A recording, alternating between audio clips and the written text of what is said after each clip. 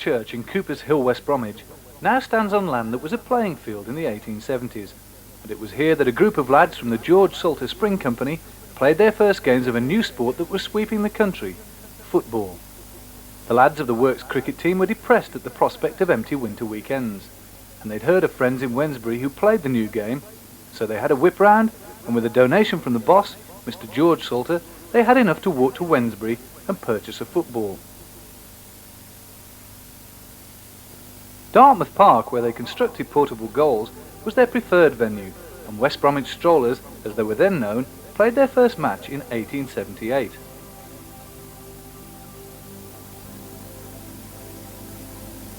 Their first official season, though, was 1879, and started with a 1-0 victory over Blacklake Victoria on December the 13th. In fact, Strollers were undefeated in that inaugural season, and failed to let in a single goal. By the next campaign, they'd changed their name to the now famous Albion, after the Albion area of West Bromwich, from which many of the players originated. The landlady of one of the public houses they used as changing rooms in those early days kept a throstle in a cage, which led to their nickname, and inspired secretary Tom Smith to suggest the club crest should include the throstle standing on a crossbar. In 1881, Albion moved to a new ground at Bunsfield in Warsaw Street, where, having levelled the ground and erected fences, they were able to take gate money. But being successful, they needed even bigger and better premises, so they moved to 4 acres, which they rented from Dartmouth cricket team. Whilst at 4 acres, they reached their first cup final, the Staffordshire Cup of 1883, where they played Stoke. After 15 minutes, Stoke were ahead, but George Darky Timmins and Fred Bunn scored within 4 minutes of each other. Unfortunately, Stoke drew level just before half-time.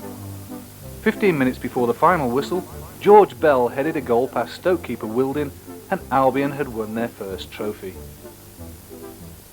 In 1885, Albion moved to a bigger site in Stony Lane, and later that season the quartered shirts were replaced by the now famous blue and white striped kit. Albion reached their first FA Cup final in 1886 against Blackburn Rovers. Unfortunately, they lost to Rovers 2-0 in a replay after a goalless final. In 1887, they lost to Aston Villa by the same scoreline, and in 1888, Albion faced a confident Preston North End side, who asked to be photographed with the trophy before the game. Their confidence proved to be misplaced, as Jem Bayliss put Albion in the lead after only 8 minutes, with a cross from Billy Bassett. 32 minutes later, Preston equalised with a controversial goal, but George Spry Woodall gave Albion the first of 5 FA Cup victories in their history by scoring in the 77th minute. After winning the Cup, Albion were invited to compete against Scottish team Renton in the Championship of the United Kingdom, or as the Lennox Herald called it, the Championship of the World. Hampden Park on the 19th of May 1888 was the venue. Albion had the run of the game throughout the first half, but Renton managed to score in the 25th minute after a mistake by George Timmins. In the second half, although Tom Pearson scored an early equaliser, Renton scored 3 goals in 15 minutes to decide the match. In 1888, the Football League was formed, and Albion were invited to join as one of the 12 founder members, along with the likes of Wolves, Aston Villa, Stoke and Accrington Stanley. Albion were once more in the FA Cup final in 1892 against Aston Villa. This was the last final to be played at the Kennington Oval. Albion took the lead after 4 minutes. Geddes scored from a centre from Bassett. Bassett, McLeod and Geddes combined for the second 21 minutes later. The third and final goal came 10 minutes into the second half, Baldy Reynolds shooting home from 25 yards. In the 1895 final, Villa achieved revenge, scoring the only goal of the match after just 39 seconds. Albion had much of the game, but Villa took the cup.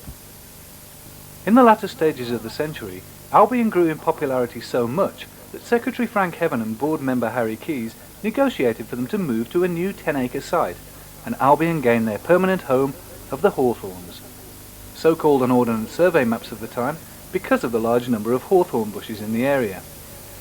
The team that Albion fielded during this first 21 years of their history was excellent by the standards of the day and contained many internationals. Bob Roberts, who became Albion's keeper after failing in every other position, went on to play 3 times for England. Billy Bassett made 16 appearances for England, scoring 7 times. And Billy Williams made 6 appearances for his country between 1896 and 1899.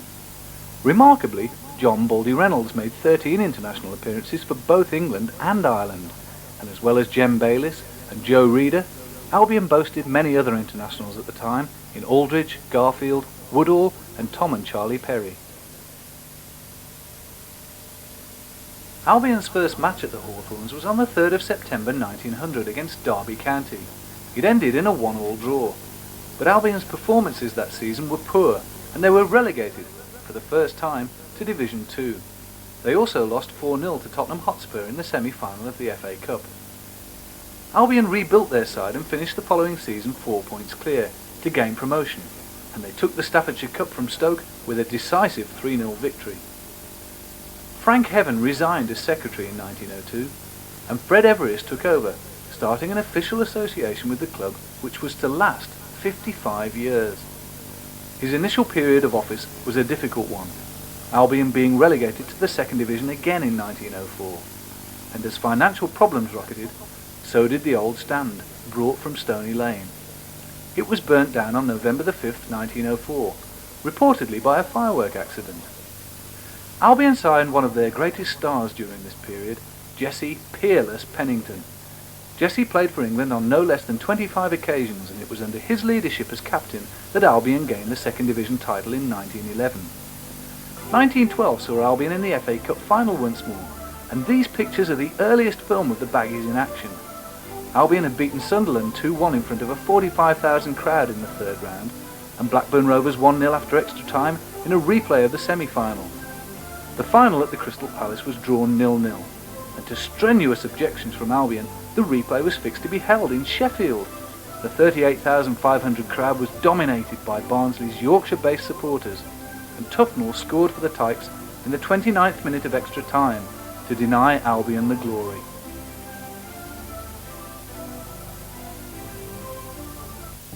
War broke out in 1914. On the 15th of February 1916, Albion lost one of their players, Harold Bache, as a casualty of the terrible trench warfare. However, they gained another superb player in the form of wee Tommy McGee, who actually signed for Albion in the trenches. In the first season following the war, Albion soared to a height never since achieved. They won the Football League Championship. Tommy McGee scored 7 of the goals in this his first season, but the most prolific scorer was Fred Morris, with a new club record of 37 goals out of a total of 104 scored by Albion during the championship season. On the 25th of October 1919, Albion ran up their highest score of that fabulous season with an 8-0 drubbing of Notts County. Fred Morris scored 5 times, and Tommy McGee and Howard Gregory each added 1 to an own goal by County as Albion ran riot. Albion almost took the championship again in 1925, but were headed by mighty Huddersfield, who were winning the second of 3 consecutive titles.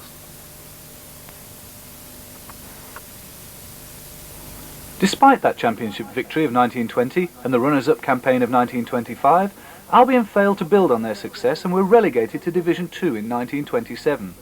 Bob Finch, who played for Albion from 1925 to the start of the Second World War, remembers some of the players of the day. Joe Carter was a forward, Tommy Glidden played outside right, and inside George Shaw, the fullback. He was a very good fullback too. I forget where he was transferred from, the north, somewhere up north. And then there was Bert Trentham. Tommy McGee was good. I played behind Tommy, he was a right half. There was Billy Richardson. There was Edwards. And have I mentioned Cookson? No. Yeah, he was a good centre forward. Scored a lot of goals. In fact, Albion were the winners in a race to sign Jimmy Cookson from Chesterfield. He passed Fred Morris's scoring record in his first season, hitting 38 league goals and amassed an incredible 92 goals by the end of his third season. However, despite scoring 105 goals, Albion only finished 6th in the second division in 1930. But the arrival of W.G. Richardson from Hartlepool United, combined with the consistent form of his namesake Billy Richardson, meant that success was not far away for Albion. Former keeper Harold Pearson, Albion's oldest surviving player, was part of that successful Baggies team, and also went on to play for England against Scotland in 1932.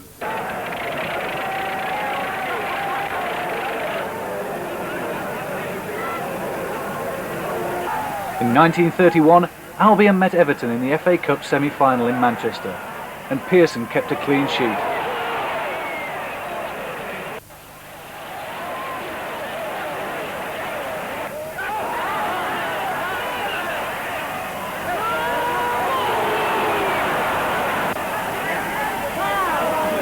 The only goal of the game came from Tommy Glidden and took Albion to Wembley for the first time since 1912. Harold Pearson recalls a drama prior to the cup final. Taddy Sanford, he had a blinding ache.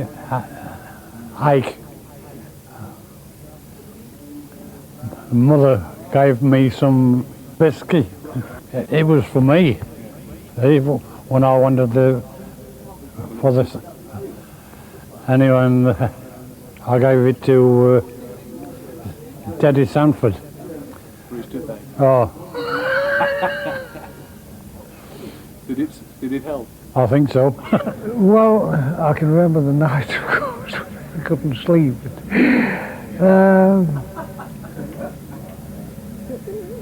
Well, it was something that I felt that I would not like to have missed.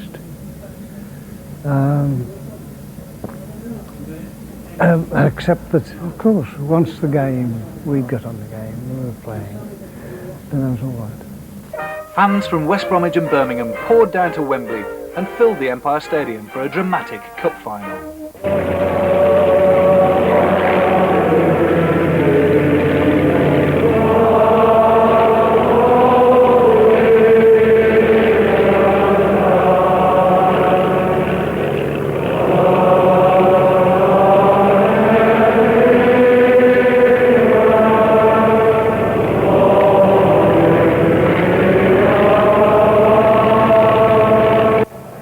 After the teams had been introduced to the Duke of Gloucester, the battle for the pride of the Midlands could commence, and it was to be an uncompromising encounter as 2nd Division Baggies took on 1st Division Blues.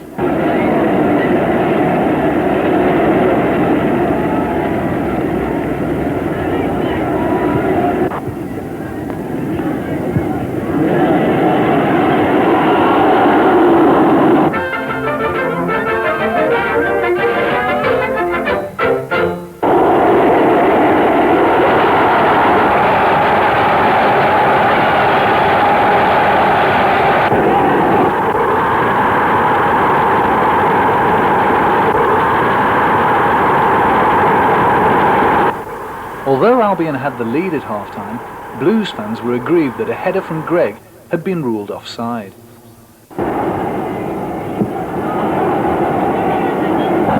But they had plenty to cheer when Joe Bradford eventually got an equaliser.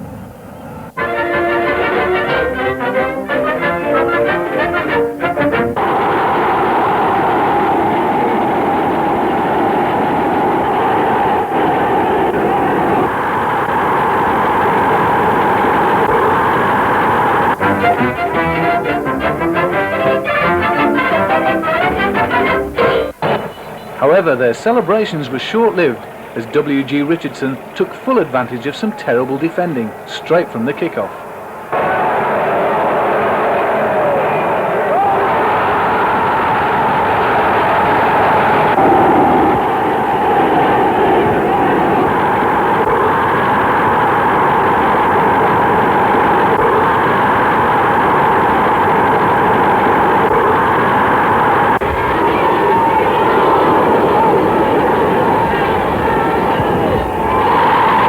That goal proved to be decisive, and Albion had won the FA Cup for a 3rd time.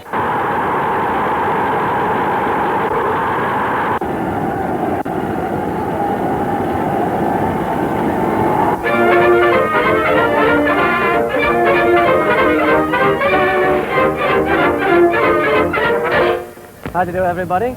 We are naturally very pleased that we've won the cup, and we hope everyone thinks that we've thoroughly deserved it.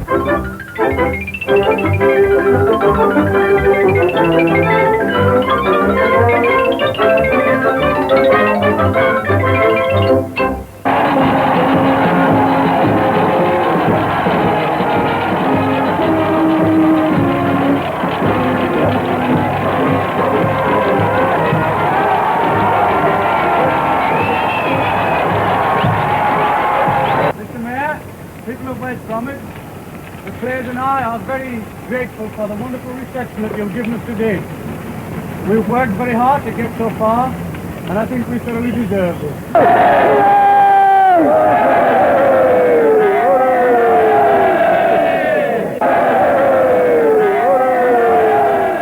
A week after the cup final, Albion made it a unique double by clinching promotion behind Everton with a 3-2 victory over Charlton at the Hawthorns. The double was thought to be such a distinctive achievement that a royal visit was necessary, and His Royal Highness the Prince of Wales arrived at the Hawthorns on May the 11th, 1931 to meet the players and officials who'd achieved this historic and unmatched feat.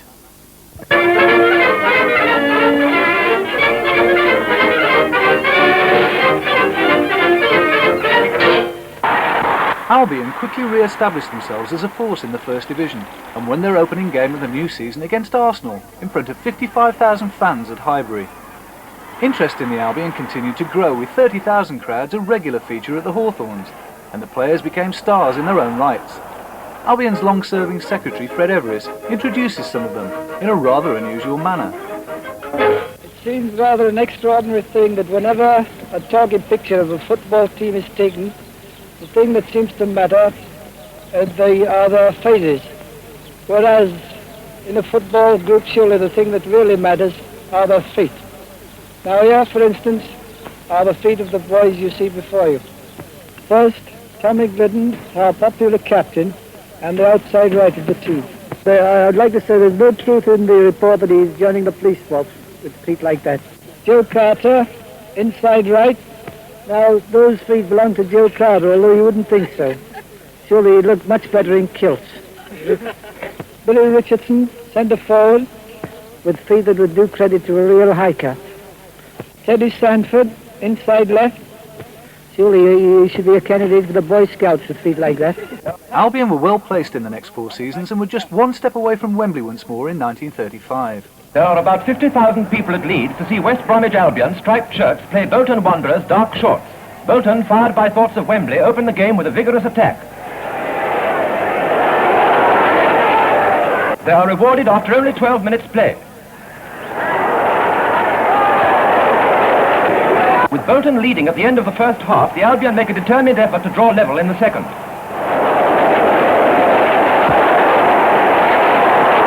And they are successful in securing a replay thanks to an equaliser. Winning the replay 2-0, Albion reached their 8th final. In order to give you a shock, this is Tom Webster talking.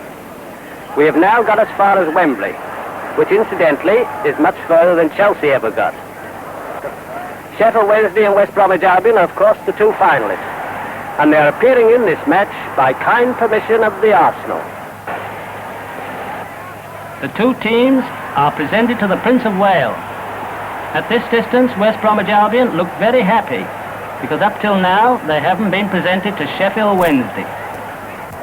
Inside 3 minutes, Palethorpe scores for the Wednesday, and this made Sheffield almost a nice place to live in.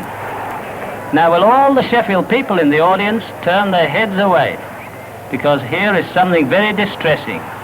Boys equalises for the Albion. Well, after all, boys will be boys. There should be a better joke than that, but I can't think of it. It is now half-time. The game up to the present is a draw. And as both teams have left the field, the ground is looking better than ever. Here they are, starting the nonsense all over again. Sheffield attack fiercely, but the Albion goalkeeper clears just in time. This is done in order to give everybody in the Midlands heart disease. Sheffield scored a second goal, taken at a distance in order not to annoy anybody in West Bromwich. Albion equalised. At least the referee said so, but the Sheffield goalkeeper refuses to believe it. The Wednesday score again, and everybody in Sheffield give each other a pocket knife.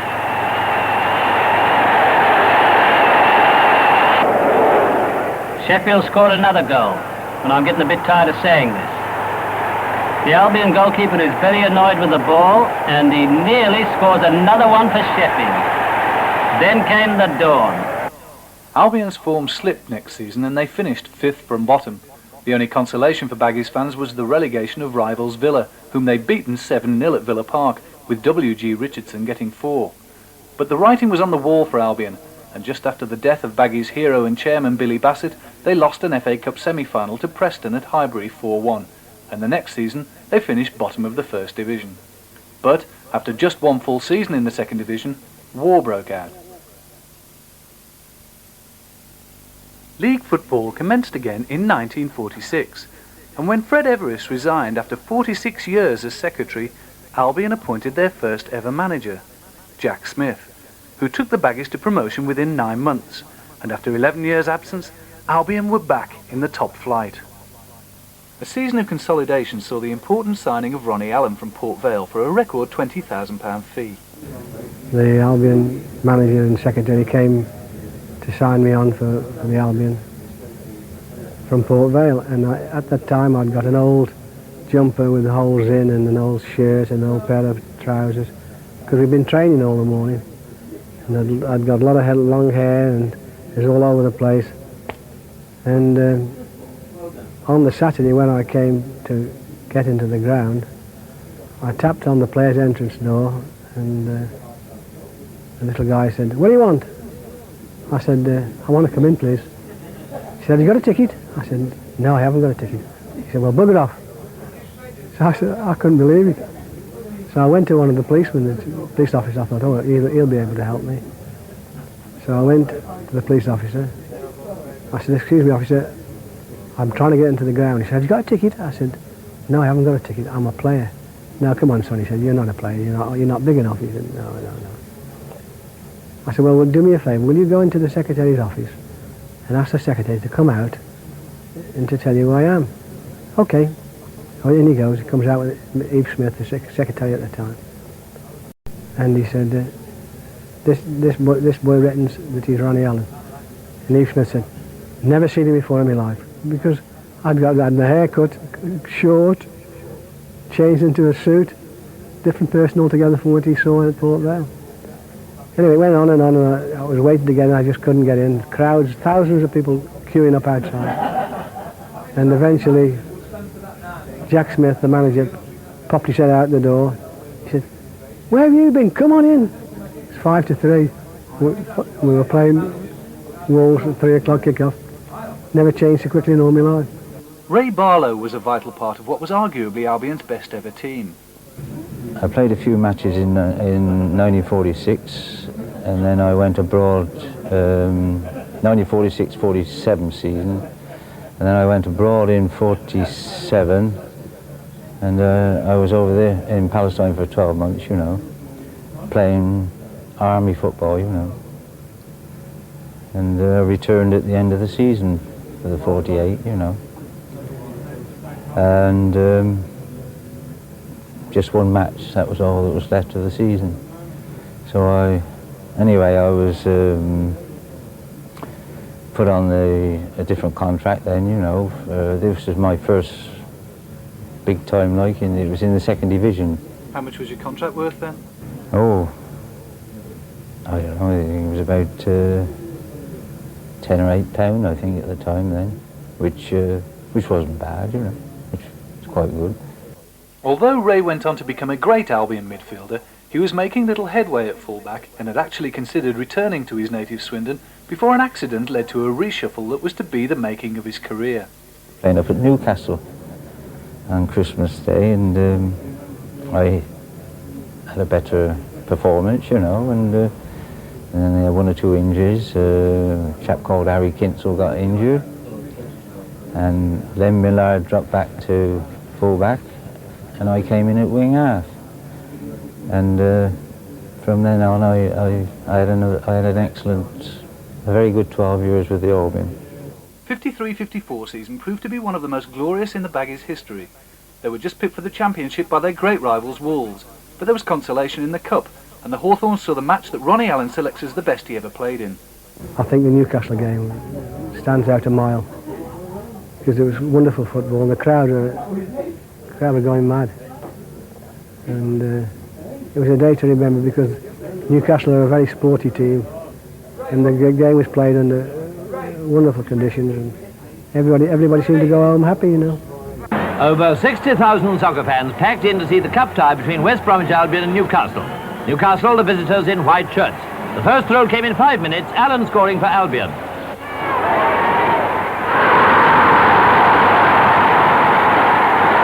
The pace was hot, the football first class, and Albion so far were having the best of it. In half an hour they were 2 goals up, thanks again to Allen.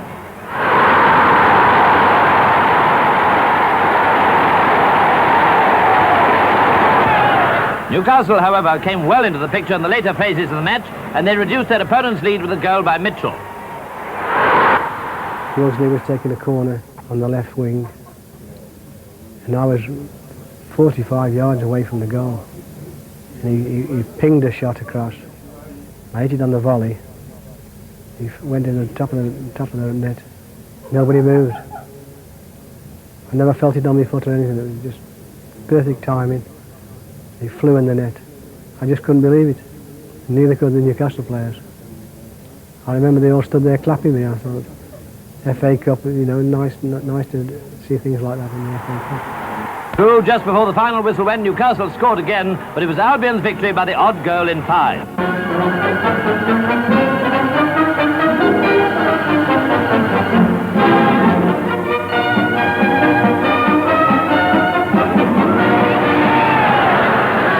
Referee Mr. Luty supervised the toss-up, which was won by Finney. Then, with the ball on the spot, Allen kicked off for West Brom, and 100,000 football fans at once began to offer their advice.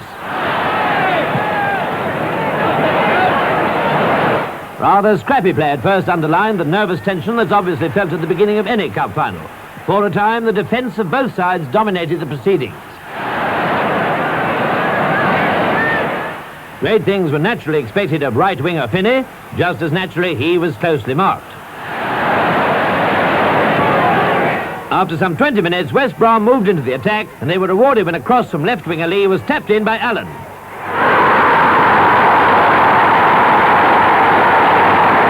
Slow motion shows how simple a goal can be if you get a pass from in the right position. Thompson in goal hadn't an earthly.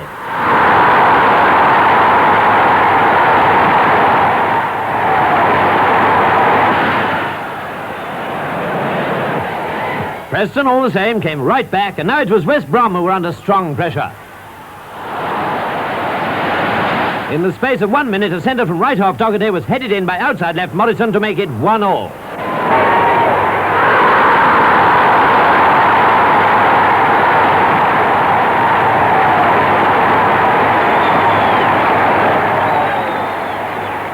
The Royal spectators and all that vast crowd were now looking forward to a decisive second half.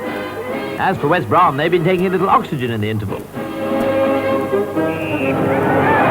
Wayman kicked off for Preston, and it was the Lancashire team that launched the first attack.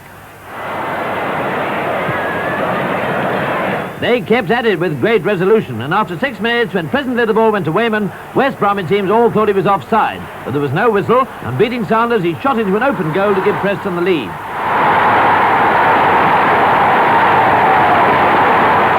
Slow motion again shows just how Wayman did it.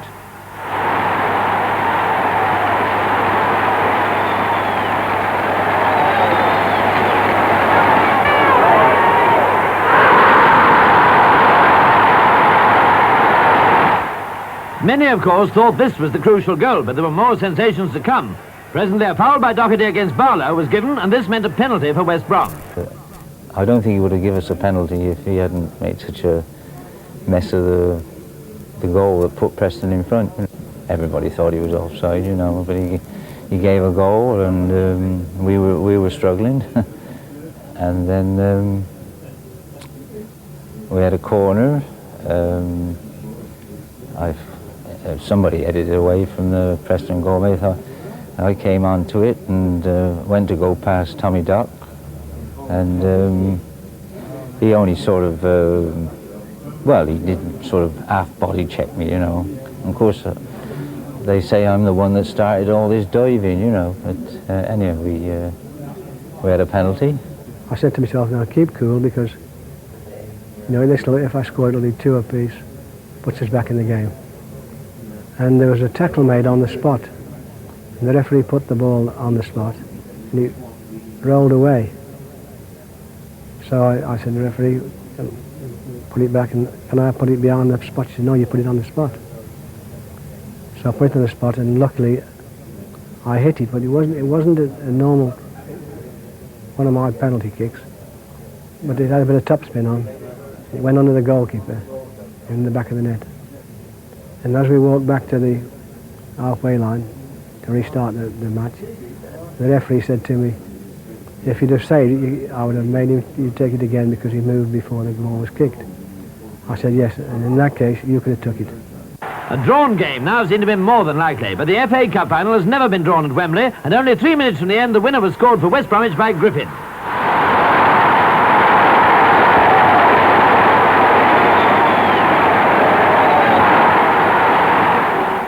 Suspense had certainly been maintained right up to the last in this struggle between two evenly matched teams. Still, it's goals and the cup that count. Len Millard's big moment came as Queen Elizabeth, the Queen Mother, presented the famous trophy and the medals.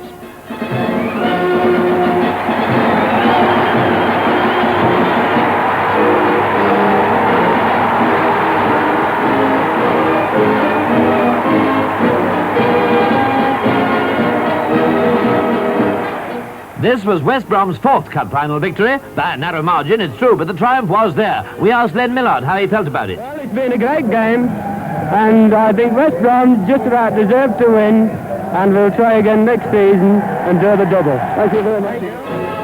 Yes, even the FA Trophy's a cup, and after all, what's a cup like this for if it's not for celebrations?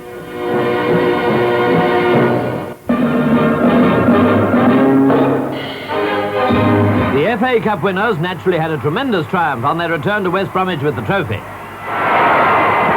Everyone was out in the streets to cheer them on their way to the town hall for the civic reception.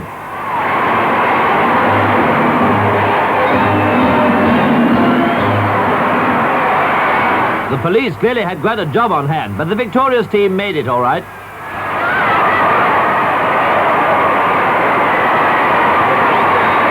After the official welcome, there was a speech by Albion skipper Len Millard.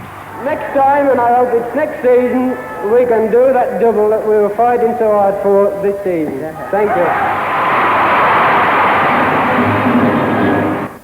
The quest for the double that Len Millard sought started well. Albion won 7 of their first 10 games, but they could only finish 17th, and some new faces began to arrive at the Hawthorns, as Vic Buckingham signed Don Howe, and then Derek the Tank Kevin. Started at Bradford Avenue and then came up to the Albion with Vic Buckingham. I remember when Vic Buckingham called me into his office and he said, I'm thinking of playing you in tonight's game. And I says, oh, a bit shocked really. But after a few minutes I thought, well, I'm going to make the best of it.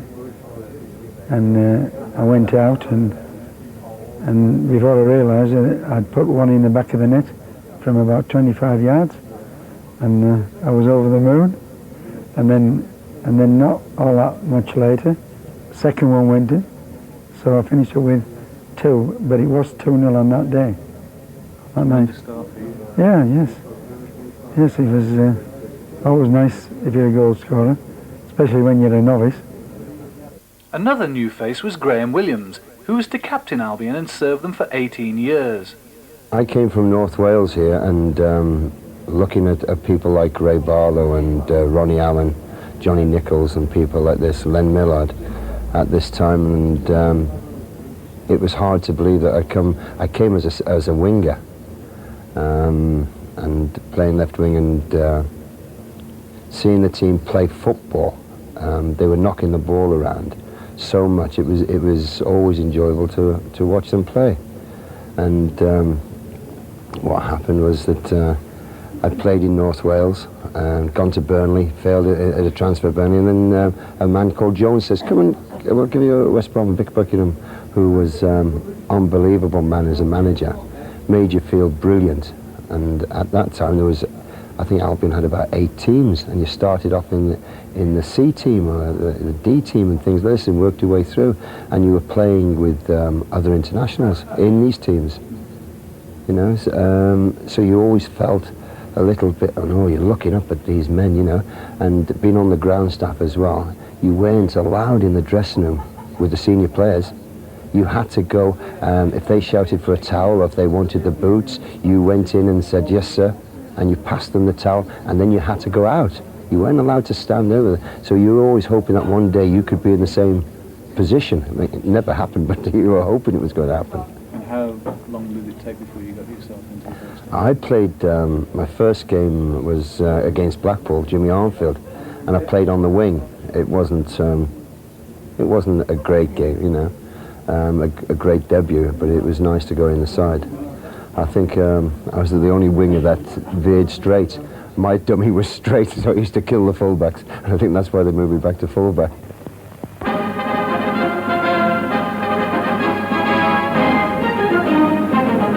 Wolves were at home to West Bromwich Albion and started by winning the toss. Albion kicked off, they're in striped shirts, and were presently forcing the pace on Wolves' territory. After less than a quarter of an hour, Albion got the opener through Lee. The visitors continued to give the Wolves' defence plenty of work. They were resolved to get through this third round, and soon Griffin made it 2-0. That's how it was at half-time, but now it was Wolves who succeeded in maintaining a strong offensive. In spite of Albion's goals, Wolves had had a lot of the game, and after some 35 minutes, Slater scored. But that was the lot. Victory for Albion.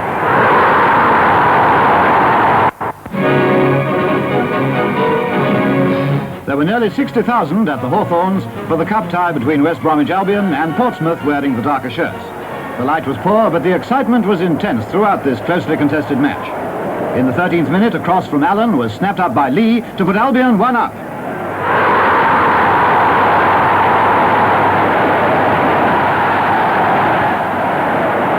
Right into the second half, the crowd was kept guessing which team was going to get through the round. But Albion continued to put on the pressure, and it looked as if their one goal would do the trick.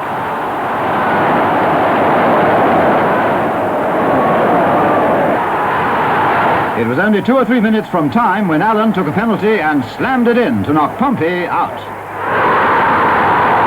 Victory over Wolves and Portsmouth raised hopes of another great cup run in 1956, but Birmingham City gained revenge for their 1931 defeat, beating Albion in the 5th round. However, next season, once they'd overcome Doncaster courtesy of 2 Ronnie Allen goals, Albion went all the way to the semi-final again, losing out to eventual winners Villa.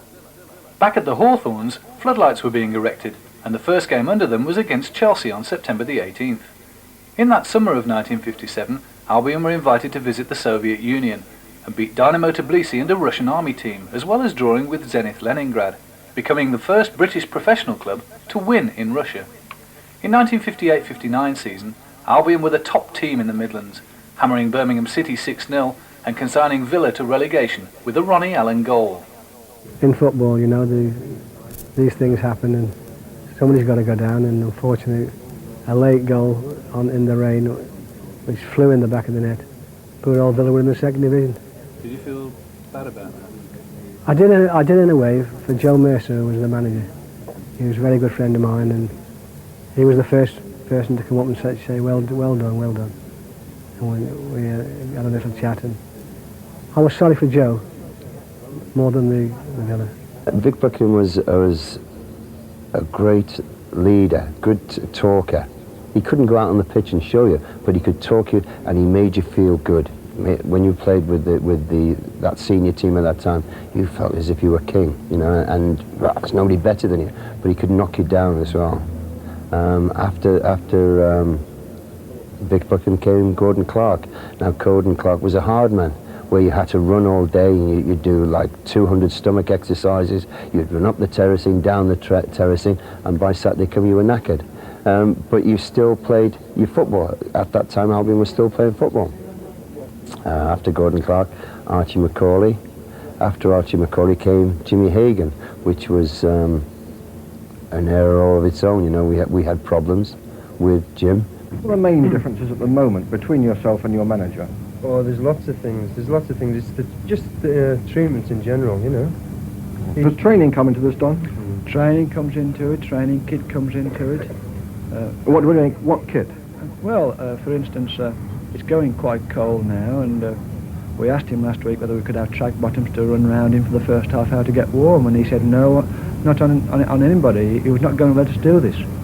He didn't think we needed them, and we said, well, we do, but he just couldn't see our opinion. How much ball play do you get, Stan? Well, previous years, we've almost all our training's been done with the ball. Warm-up, different variations and training with the ball, but now we don't seem to do so much of this as we used to. We spend a lot of our time around the track now. Does Mr. Hagan help you as a manager in team tactics, in play, say in the dressing room at half-time if you're losing a game or something like that? No, not very much at all. He doesn't help us at all. We do it mostly amongst ourselves.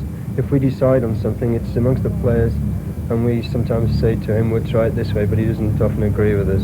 Well, it seems that no one wants to talk about this latest flare-up in the West Bromwich Albion dispute. But manager Jimmy Hagan did tell me this morning that the 19 players might be in breach of their contract. And the team skipper and rebel spokesman, Don Howe, agreed, but he says they'll stick to their no-training routine until Mr. Hagan agrees to allow them to wear tracksuit bottoms. The programme of today's events? Well, at 10 o'clock, the team turned up but didn't change. At 10:15, Mr. Hagan arrived and again refused to allow them to wear the bottoms of their tracksuits. At 10:20, the whole team walked out. Around this time, Jimmy Hagan suffered injuries that kept him away from the Hawthorns for a month, when his car ran down the bank from the training ground and into the freezing waters of the canal. He was lucky to escape from the sinking car, and several of the players scrambled down the bank to rescue him. We always stuck together, you know, and I think this is what made us a football team.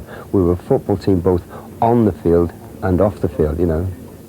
When I first signed for West Brom, I actually turned them down once because I was after a better deal, you know, because there were quite a few clubs after me around that time, and I turned them down, and then I think it was a week or fortnight later they come back again. The chairman came and he offered me, you know, what I wanted, and I moved then. I signed in the Wednesday morning, and I made my debut Wednesday same night at Leicester. We lost 3-1, and then we played Sheffield United away on the Saturday, and we lost. I'm not quite sure, we lost 1-0 or 1-1. And then my first home debut, when you play in front of 50,000, was against Wolves in the local derby. And I always remember I scored 2, and John Kay scored 2, and I think we beat him 5, because he was playing up front with me then, John Kay was, although he finished his career, you know, as a centre-half. But the atmosphere was electric, and I think from that day, when I scored 2 goals against the deadly rivals, the crowd always loved me, and they always did in the next 11 years, you know, they used to worship me. When I first came, you know, we had Graham Williams, the Welsh international, you know, who was the captain. But we had people like Bobby Hope, John Kay, Clive Clark, a brilliant little player on the left wing. I think, even, you know, in the early 90s now, I think, you know, in his prime, I think he was one of the best wingers in the game. Because, you know what, you could leave, if I headed a ball down or a little ball broke clear in any penalty area, guaranteed, you know, like a little back of the net it went. I mean, you know, you can look at his record and he'd get you between 10, 12, 15, 20 goals a season. There's not many little left wingers can do that. They were deadly in the box, very, very fast, very tricky, take anybody on, you know, not frightened of nobody. Very good player.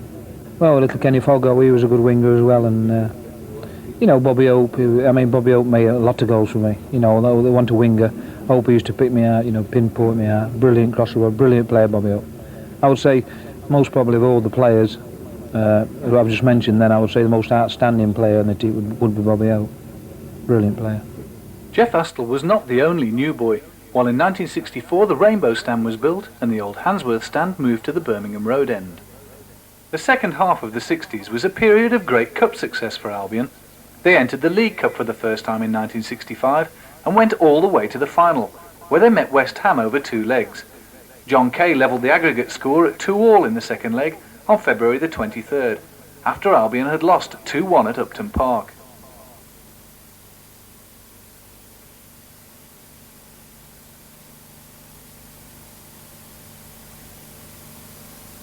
Albion were in scintillating form and went close on several occasions, with Astle and Kay both unlucky not to score.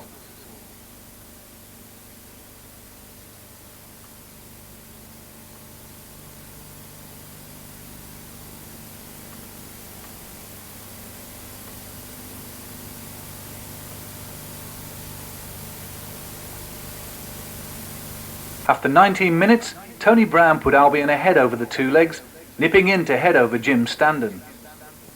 West Ham, with World Cup finalists Moore, Hurst and Peters in the side, found themselves completely overwhelmed, and Colin Clark made it 3 on the night with this diving header with less than half an hour gone.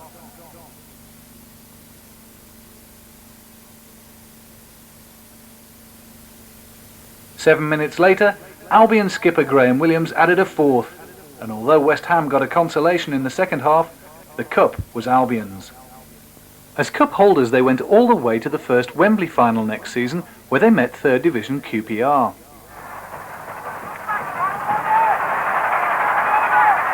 Grant for Hope. Up now comes Fraser. This is good football. And it's up the goal. Clark has scored against his own team. Rangers come out to try and play somebody else side. And they fail, and there's Brown with the shot. Got Clark with him, and Clark is onside, and Clark heading through. Allen to take the free kick for the Rangers. 11 Albion men back in their own defence. And it's a goal! Scored by Morgan.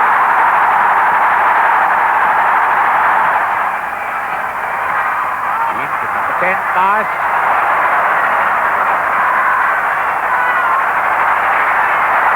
Oh, it's a goal! A great goal! Rodney Marsh scored! Oh, what a goal!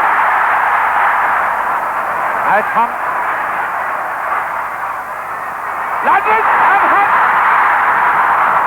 Lazarus, it's a goal! Rangers are in the lead!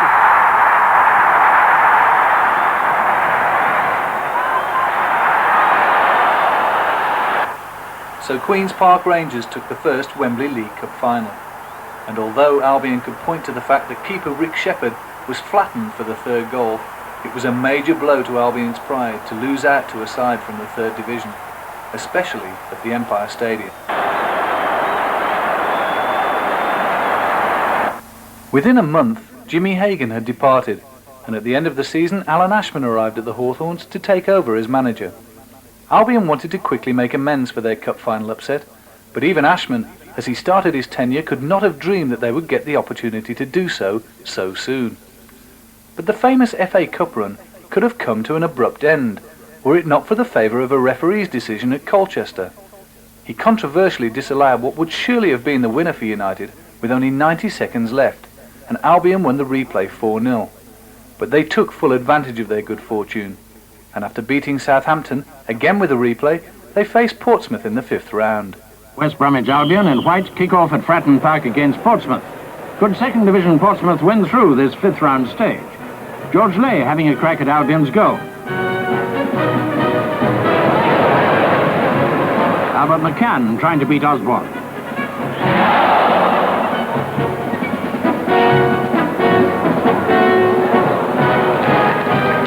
Now Albion's Ian Collard sprinting the play down to Portsmouth's end. The clubs have met 3 times in the cup competition. On 2 occasions the winners went on to take the trophy. Could it be Albion's turn this year? They start well with the opener just before the half hour. Hope's free kick is headed home by Astle. 4 minutes later, Albion take the next stage to Wembley with goal number 2. Nicely completed by Clark.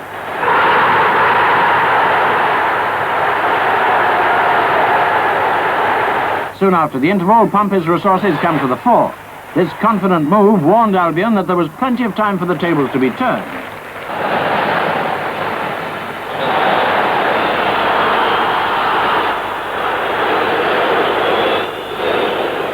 Then the corner that revitalized Pompey's attack, Ray Heron heads it to the target.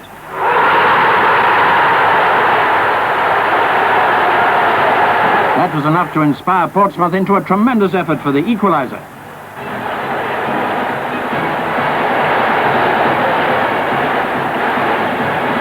Fortunately for Albion, that equaliser never came. Now West Bromwich Albion in white kick off at Villa Park against 2nd Division Birmingham.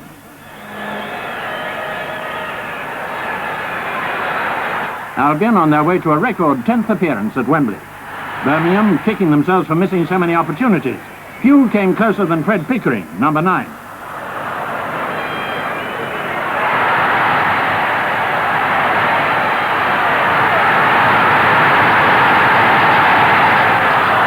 Albion had fewer chances, but put them to better effect. After 15 minutes, Birmingham's Foster gave away a free kick. Hope took it, Brown shoots, Heriot fumbles, Astor scores.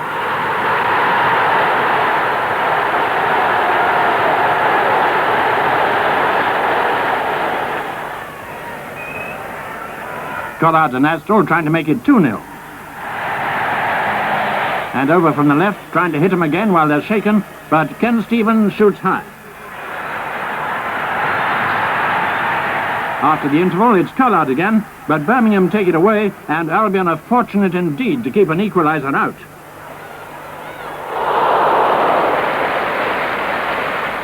Then Astle had the ball in the net for the second time, but Heriot had been elbowed out of the way.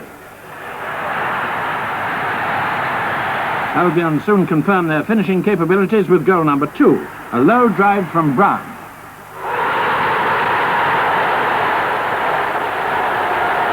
Albion spent the rest of the game mostly on the defensive.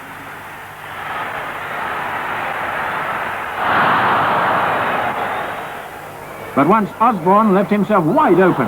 Somehow Talbot got there in time to save Pickering's shot.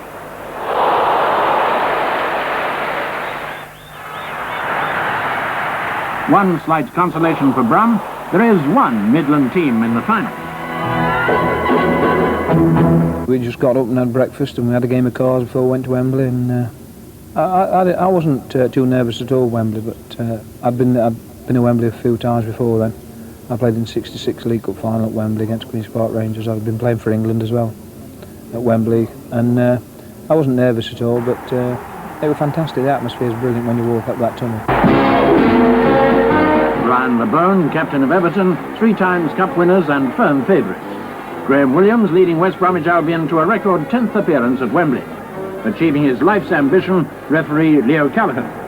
Everton in amber shirts kick off against a whiter-than-white West Brom.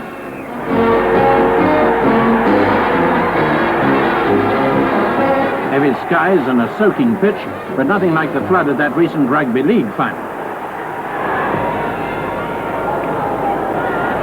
Now we're watching Albion test Everton's defence. Colin Harvey hurries to intercept, but Tony Brown shoots high.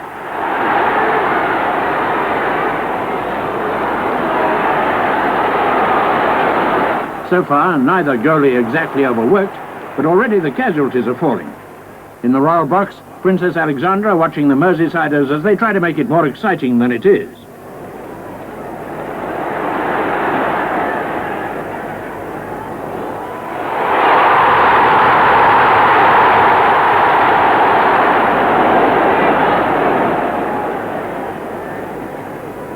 Alan Ball, number 8, and Jimmy Husband, 7, and Husband is brought down by Williams. Already plenty to keep Mr. Callaghan on his toes.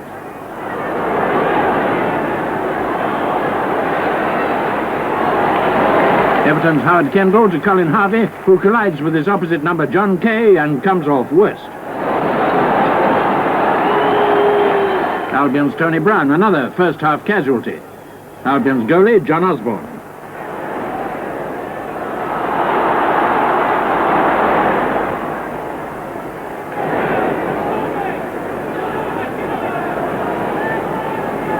Hurst and Wilson attempting to give some direction to this inconclusive game.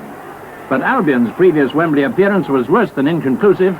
Beaten in last season's League Cup final by 3rd Division opponents, this was the chance to recover prestige.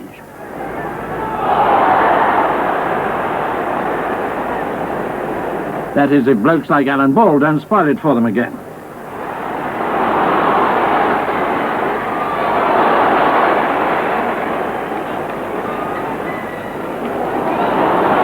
John Talbot, Albion's lofty centre-half, and Joe Royal, youngest of the Everton side.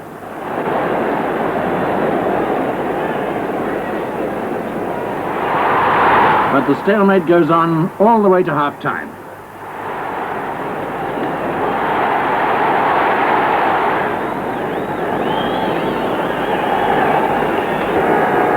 Then with Alan Ashman's half-time advice fresh in their ears, Albion set the ball rolling again. From here on, the game starts to achieve coherence.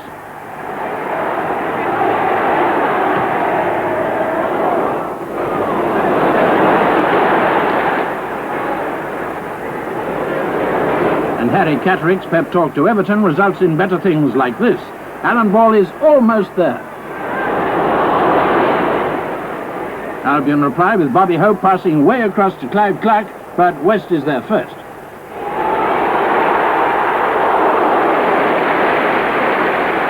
Later, from a Hope corner, Collard heads it, but too high.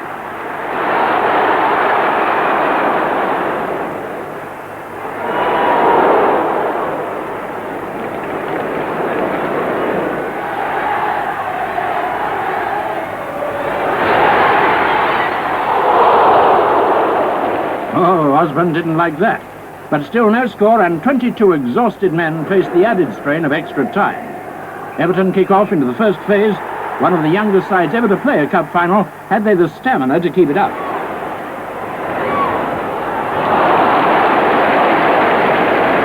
As for Albion, could experience overcome fatigue?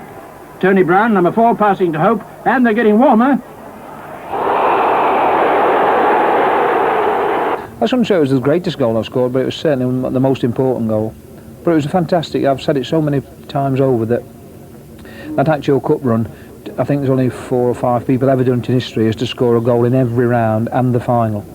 You know, and I think when I scored every goal to the final, then the final came up, you know, and it happened just as if he up there said, look, Jeff Astor scored in every goal, every round.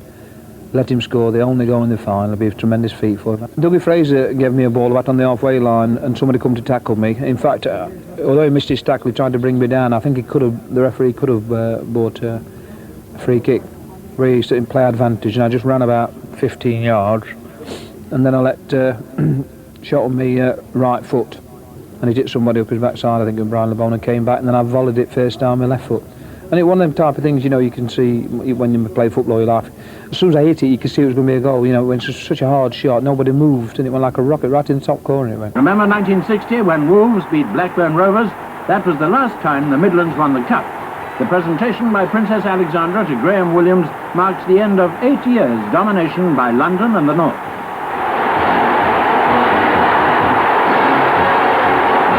So for the 5th time in their history, but for the first time since 1954, West Bromwich Albion are going home with the trophy.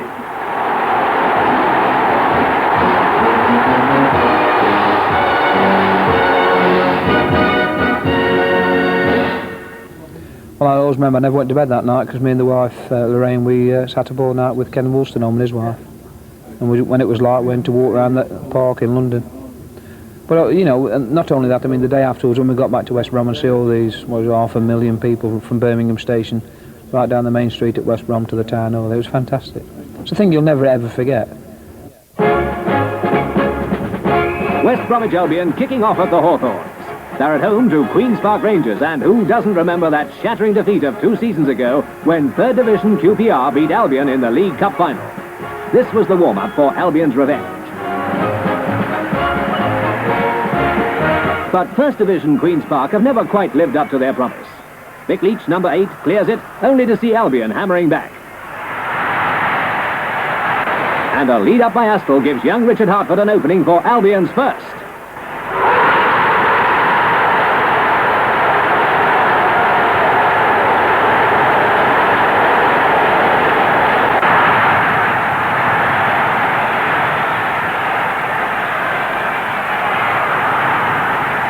Foul against Rangers. Tony Brown takes it. And Kelly's quick to snap it up. But the second is soon on its way from Ron Rees.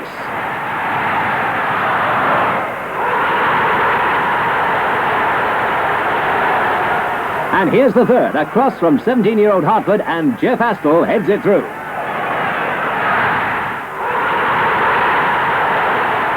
"3-0 at half-time. And it's Clark who's going to write the only optimistic chapter in this pretty sorrowful Rangers story. After a momentary confusion among Albion's defence, he scores Rangers' only goal.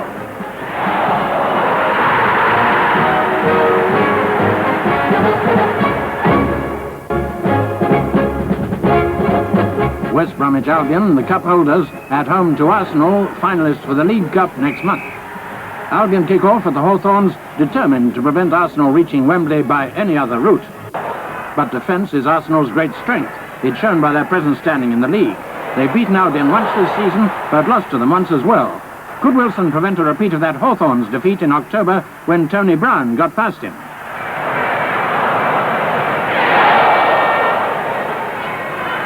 Still no score at the interval, still no knowing which name would be in the draw for the quarter-final.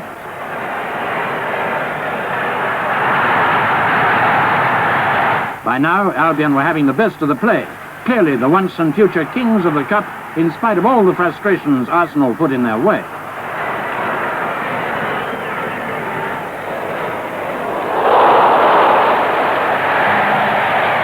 But no luck, even with chances like this.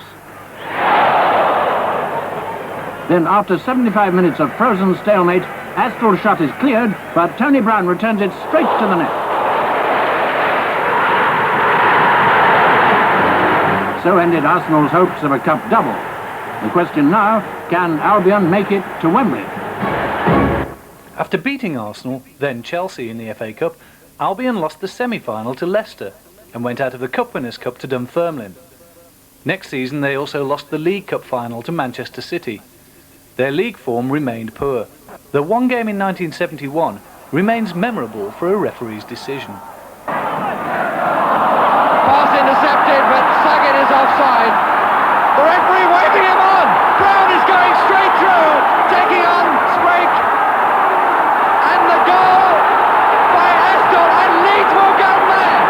And they've every right to go mad because everybody stopped with the linesman's flag. Leeds have every justification for going mad, although one must add that they played to the linesman and not to the whistle. And that is going to be a decision, or a non-decision, which will be talked about for years. There is no doubt that the linesman had his flag up, no doubt that Mr. Tinkler waved play on, but the vital fact is that there was a moment's hesitation by the referee, which caught Leeds absolutely dry, with no chance of relieving the situation. The goal coming after 24 minutes, West Bromwich Albion leading by 2-0. Youngsters Hartford, Suggett and Robertson were establishing themselves in the side, but Albion's poor league form saw them finish the season in 17th place, and that cost Alan Ashman his job. He was replaced by former Albion player Don Howe. What are your feelings, though, about coming back to the Albion after, 7 years away? Naturally, I'm overjoyed. I'm coming back home.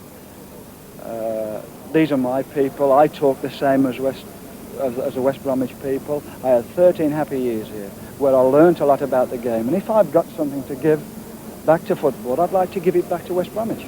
Now, how soon will you be deciding on the future of people like Graham Williams, who became assistant manager here very recently, and Jeff Astle, who we understand Derby County are interested in? Well, I won't be making any staff decisions until I get to know what the staff are made of. I don't know them as coaches. I don't know what they're like as men to work with. So that will have to be left. I will say that Brian Whitehouse, who is also a West Bromwich boy, will be joining me as chief coach. About Jeff Astle, I think that there's still future here for West Brom. A lot of future for him here at West Brom, and playing for West Brom and playing for England. And that's, I've got to get to know Jeff. Also, I don't know what he's like as a player. I'm hoping that I can help Jeff and make him into an even better player than what he is. Despite the arrival of players like Willie Johnson, John Weil, Ali Brown and Bobby Gould, Albion finished 16th and were relegated next season after finishing bottom. They didn't bounce straight back as was hoped and were joined in the second division by Manchester United. Albion's failure to get out of the second division cost Don Howe his job, but in the meantime a young man, who at first appeared too slight to become a professional footballer, was making progress, as Albion encouraged him to put on some bulk. West Brom put me on a couple of things. They said to me to eat plenty of veg, get plenty of that down me, and also I was on 2 special drinks, which was egg, sherry, milk, sugar, which didn't go down too well early in the morning. And then after lunch, it was always a bottle of Mackerson. Did you like it at that age? No, at that age, I never really drank, you know, and I didn't really like beer, but I got used to it. Times have changed. Yeah.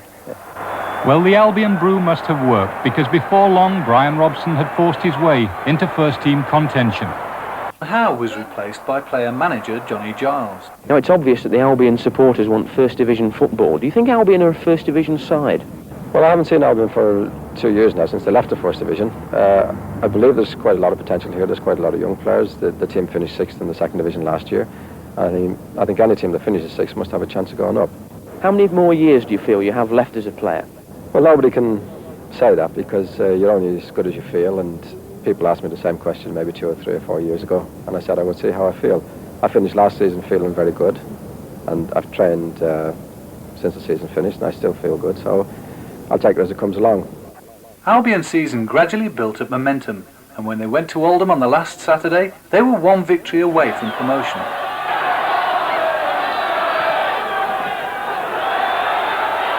Came off Wiles' head, here's Cantello.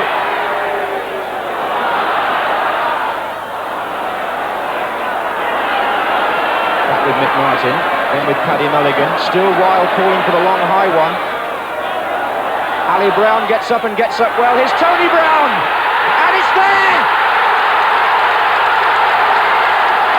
Tony Brown, the man who's given all his footballing life to Albion, scores what could be his most important goal for them. And what a beauty it was. The cross coming in. Ali Brown knocked it back, and Tony Brown on the volley, screaming into the corner.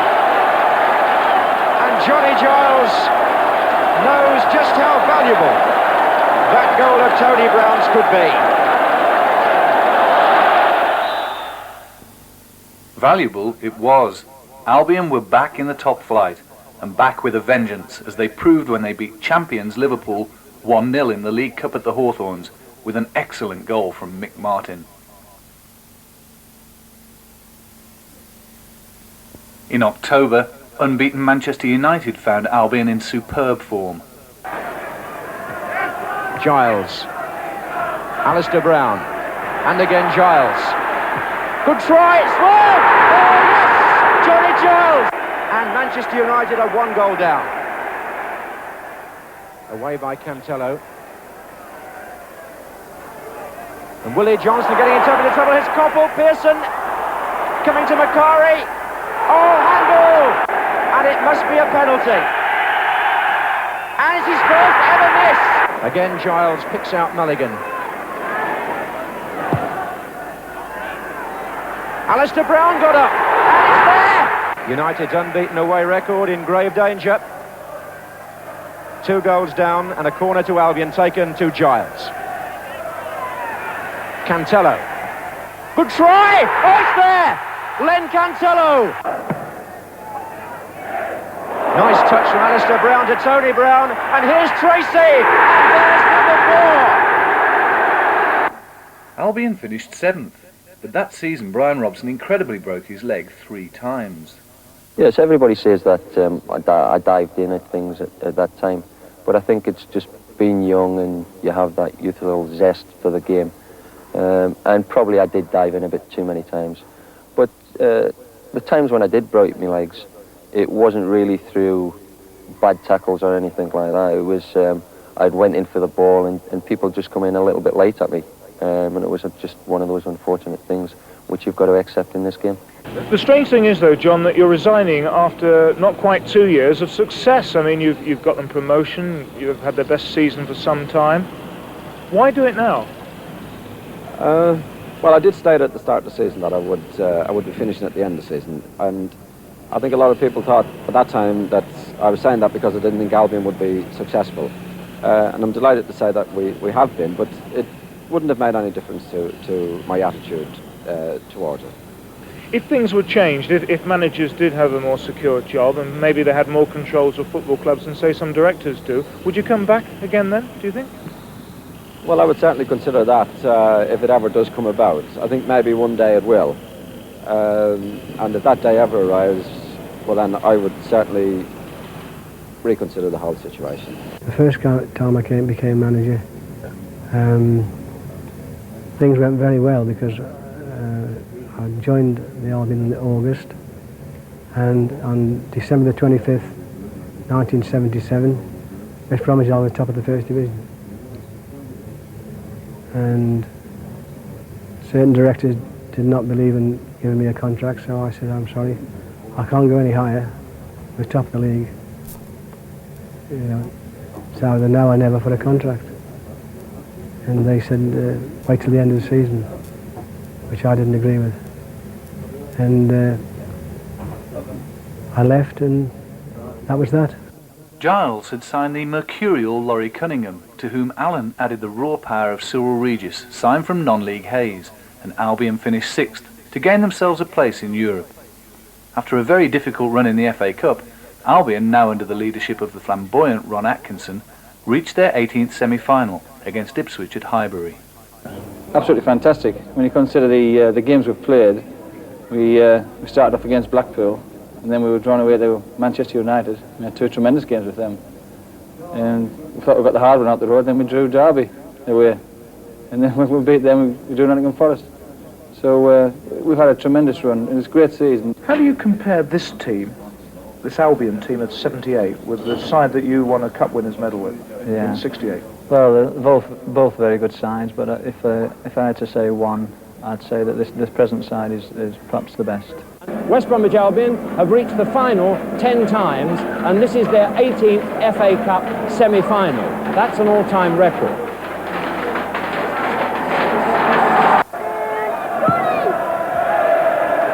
Mariner with freedom. I think he was a bit surprised. Woods. Mills breaking, unmarked. Number 4 was the scorer, Brian Talbot.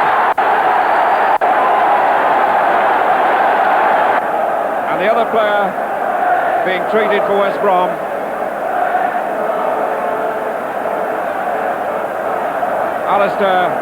John Weil. Robson deciding whether he's going to have treatment. He's got to have treatment. The play has been delayed 2 minutes.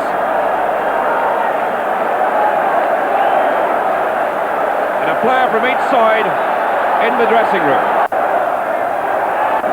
John Weil on the way back. No stitches inserted apparently. Right through to Regis. And Regis couldn't cut it. Mills scored. Back in the danger area. And a penalty given. Pushing. 2-1. Woods with the corner.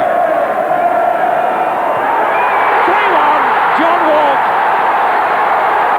Injury to Weil and the dismissal of Mick Martin had left Albion exposed against Ipswich, but it had been a fine season and they could look forward to the UEFA Cup. A good result too for West Bromwich Albion in the striped shirts here in Spain against Valencia in the white. Valencia's World Cup winning forward from Argentina, Mario Kempes, figured in their goal after 16 minutes. He it was who took the corner which Tony Godden pushed up, and Daniel Fellman scored with a fairly simple header. But early in the second half, Laurie Cunningham crowned a fine personal performance by scoring Albion's equaliser. After beating Valencia 2-0 at home, they were 1-0 down from the first leg of the quarter-final against Red Star Belgrade. West Brom's only goal of the night came 5 minutes before half-time, with Cyril Regis justifying his selection as Young Player of the Year only 4 days earlier with a punishing finish to a half chance.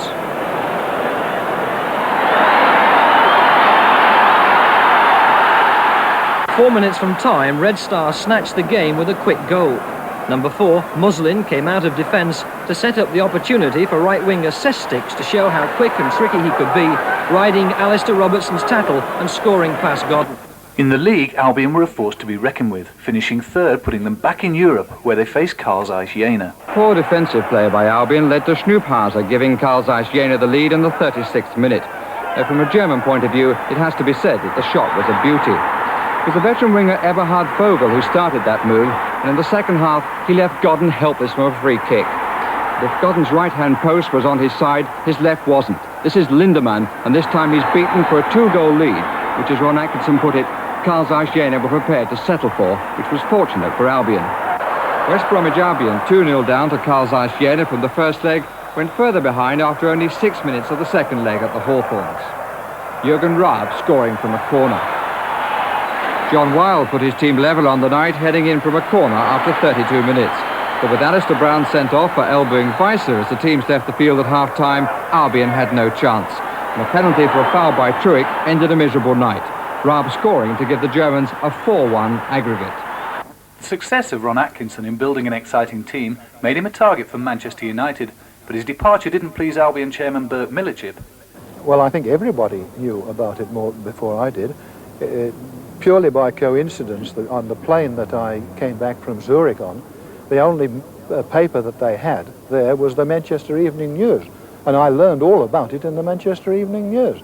So you're not too happy about the situation? I'm very unhappy about it. Well, the second time I came, they were in a different sort of position. They'd been struggling, and the team wasn't quite good enough to stay in the first division, I didn't think. But we battled on, and towards the end of the season we managed to escape relegation, finished about 16th, 17th in the league.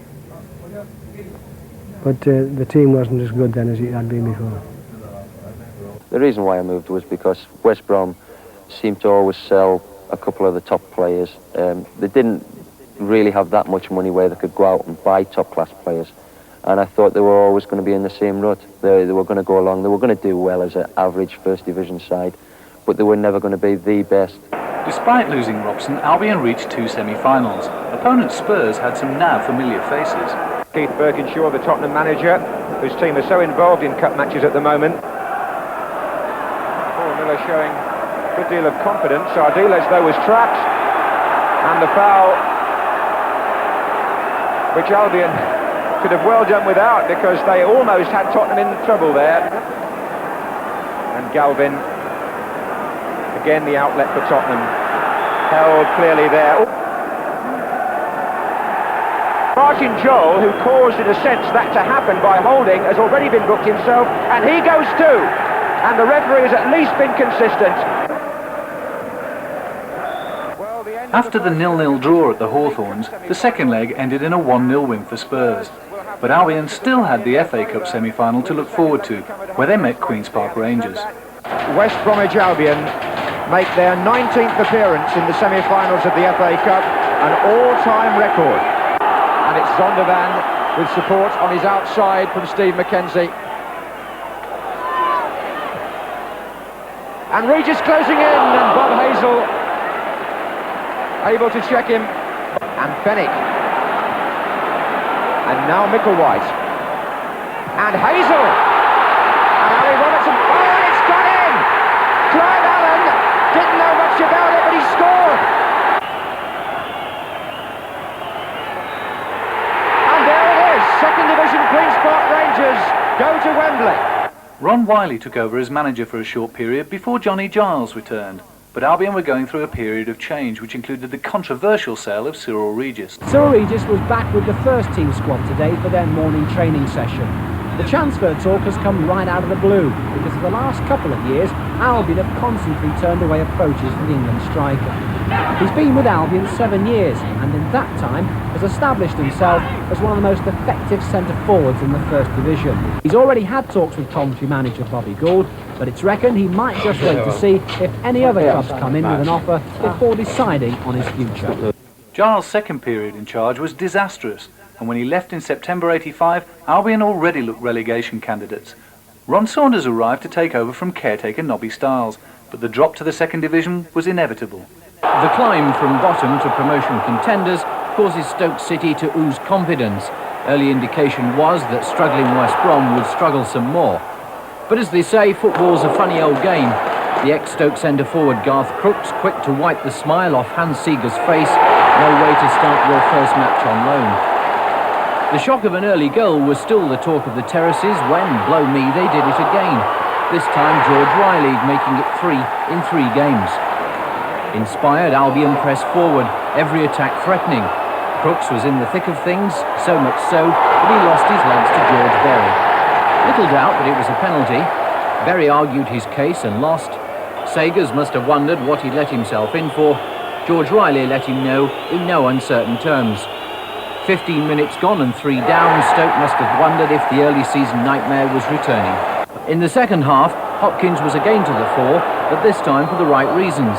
His cross at the second attempt, perfectly met by Garth Crooks, His second, Albion's fourth, a moment to savour indeed. Despite the 4-1 victory over Stoke City, Albion finished the season in 15th place, their lowest ever position. And though Saunders did sign Don Goodman from Bradford, whose pace was to make him a favourite with the Albion fans, he paid the price for league failure, and the man who replaced him needed no introduction.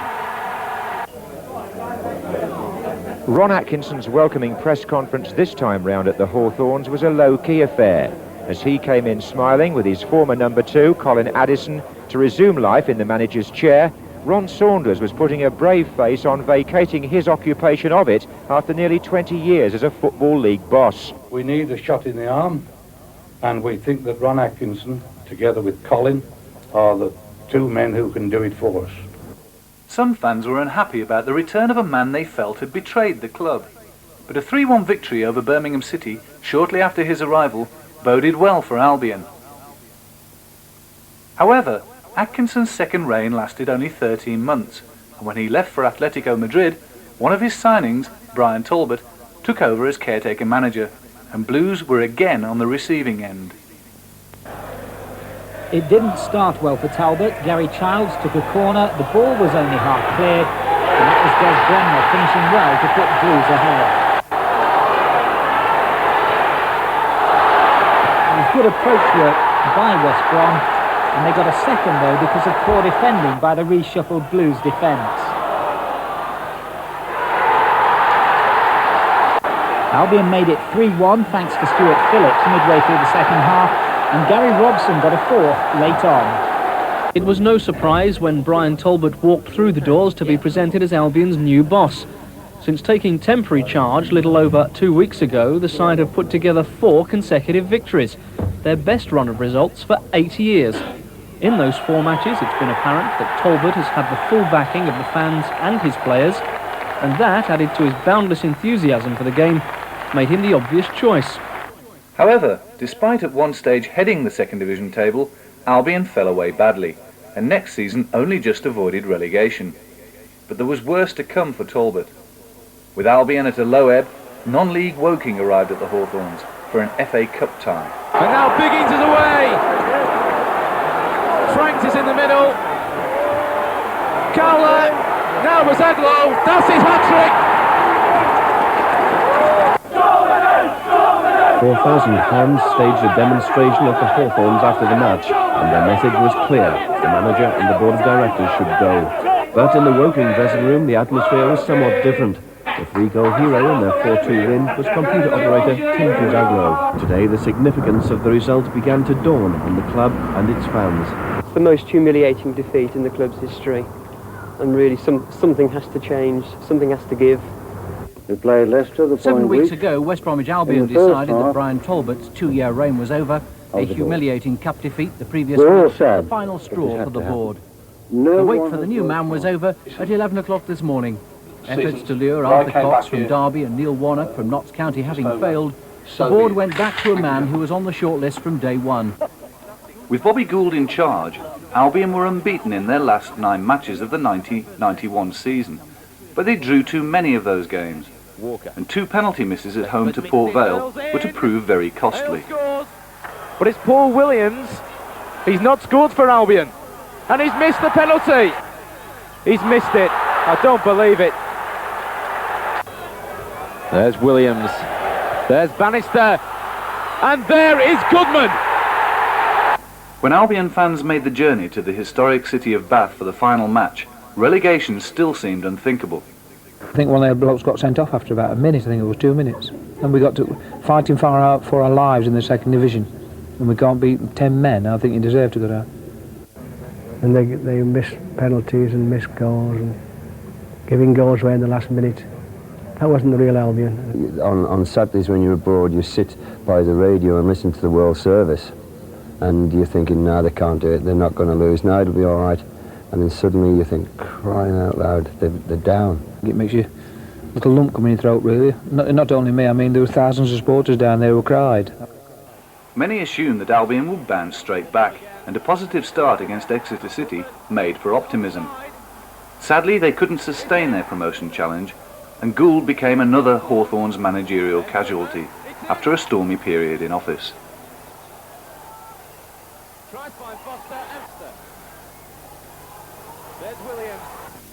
So the 1991-92 season started, with a new managerial team in charge. Argentinian World Cup winner Osvaldo Ardiles being assisted by Keith Birkinshaw. Their arrival brought with it a dramatic change in style and gave Albion supporters renewed hope for the future. Simon Garner out to the right-hand side, looking to take it all on himself. Inside! What a good save! But it's 2-0! The dangerous cross, no one in there. That's a brilliant goal! You know, they're not a third division outfit. Everything about the Hawthorns is first division, and I think, you know, the quicker we get back up there, the better, really. We've played our football as it should be played, and I hope that we can get back to that.